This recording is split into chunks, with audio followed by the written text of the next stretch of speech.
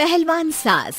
मधु की शादी के कुछ सालों में ही उसके पति की मृत्यु हो जाती है, जिसके बाद उसके ऊपर सास की जिम्मेदारी आ जाती है और वो अब अपनी सास के साथ घर में अकेली रहती है। मम्मी, नाश्ता बना दिया है, टाइम से खा लेना। दोपहर का खाना शीला आकर बना देगी। मैं ऑफिस जा रही हूँ। अरे क्यों उस टेप रिकॉर्डर पर पैसे खर्चा करती हो?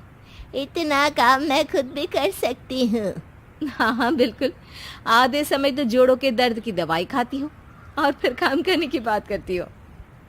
दवाई खाती हो तो क्या, मैं अभी भी अकेली 10 पर भारी हूँ। हाँ हाँ मैंने मान लिया। मधु घर से चली जाती है, जिसके बाद सास नाश्ता कर दवाई लेकर टीवी देखने बैठ जाती है। दोपहर को शीला घर आती है। अरे क्यों माँ जी, आज किस बात से मेरी नौकरी बची? अरे चल, ज्यादा बक मत कर, काम कर अपना। शीला खाना बनाने लगती है और सास वहीं पास में बैठ जाती है।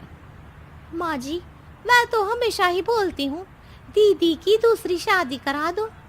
कब तक आप दो औरतें घर में अकेली रहोगी? आजकल माहौल भी बहुत खराब है और फिर दीदी की उम्र भी तो निकली जा रही है ना। तेरा नाम टेप रिकॉर्डर सही रखा है मैंने। तेरी एक ही बात को रिपीट मोड पर चलाने से वो पूरी नहीं हो जाएगी, इसलिए मेरी बहू से ज्यादा खाना बनाने पर ध्यान दे, नहीं तो कहीं वो भी तुझसे मुंह ना फेर ले और नौकरी चली जाए। क्या माँ जी, आप भी हमेशा मेरी नौकरी के पीछे ही पड़ी रहती हो? तो क्या तेरे पीछे पड़ूं?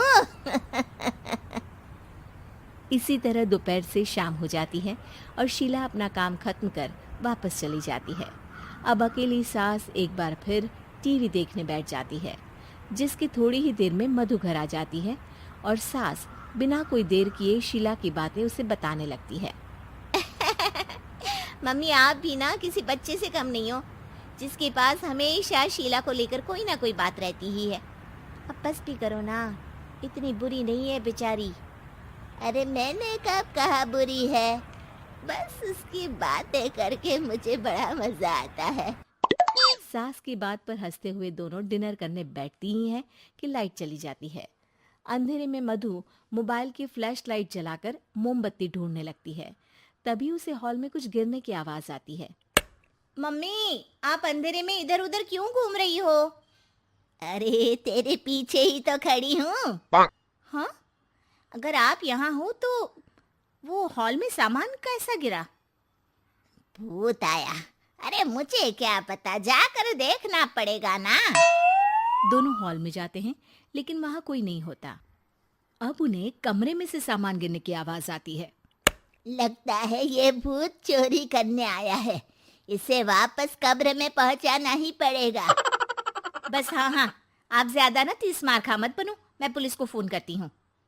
अरे जब तक तेरी पुलिस आएगी तब तक क्या वो हमारे साथ बैठकर अंताक्षरी खेलेगा? हट डरपोक, संभालने दे मुझे। अब सास पास रखा फ्लावर पॉट उठाकर कमरे की तरफ बढ़ने लगती है, जहां उसे 2 आदमी दिखाई देते हैं। पीछे पीछे मधु भी वहां आ जाती है। मम्मी, अभी भी मौका है, बाहर भाग जाते हैं। मधु की आवाज सुन चोर चौकन्ने हो जाते हैं। ओए तुम दोनों, जहां हो वहीं खड़ी रहना, नहीं तो दोनों को गोली मार दूंगा। अरे तुम दोनों अभी के अभी बाहर जाओ, नहीं तो मैं तुम्हें जिंदा नहीं छोड़ूंगी। ये बुढ़िया हमें धमकी दे रही है। अबे तुम दो अकेली अब लड़ते क्या कर लोगी? अरे जा भेजा, दोनों को बांध दे। जैसे ही दूसरा आदमी सास को पकड़ने उसके पास आता है, तो वो उसके सर पर फ्लावर पॉट मार देती है। उसके सर से खून बहने लगता है, जिसे देख दूसरा आदमी गन निकालकर हवा में गोली चला देता है, जिससे बचते हुए दोनों सास बहू वहां से भाग जाती हैं। अब वो तीनों एक दूसरे के आगे पीछे पूरे घर में भागने लगते हैं। मम्मी, आपने तो सच में उसे मार दिया। तो मजाक में कौन मारता है? और अभी तुम मेरे साथ ही रहना, नहीं तो पक्का मारी जाओगी। ये औरतों को कमजोर समझता है ना। आज इसे औरतों की ऐसी ताकत दिखाऊंगी कि ये आदमी पैदा होने पर शर्म करेगा। हाँ, ये अचानक आपके अंदर झांसी की रानी कहाँ से जाग गई? वैसे तो हमेशा जोड़ों में दर्द बोलती रहती हो। अभी तुम्हें जान बचानी है या जोड़ों के दर्द की कहानी सुननी है? मधु और उसकी सास कमरे में जाकर दरवाजा अंदर से बंद कर लेते हैं, जिस पर चोर बाहर खड़ा दरवाजा बजाते हुए उन्हें आवाज लगाने लगता है। क्यों डर गई? अरे वैसे तो बहुत धमकी दे रही थी। गेट खोल अब बुढ़िया। अबे पागल, धमकी देने और होशियार होने में फर्क होता है, पर ये दिमाग वाले काम तुझे तो समझ में नहीं आएंगे। रुक, अभी तेरा दिमाग ही बाहर निकालता हूँ।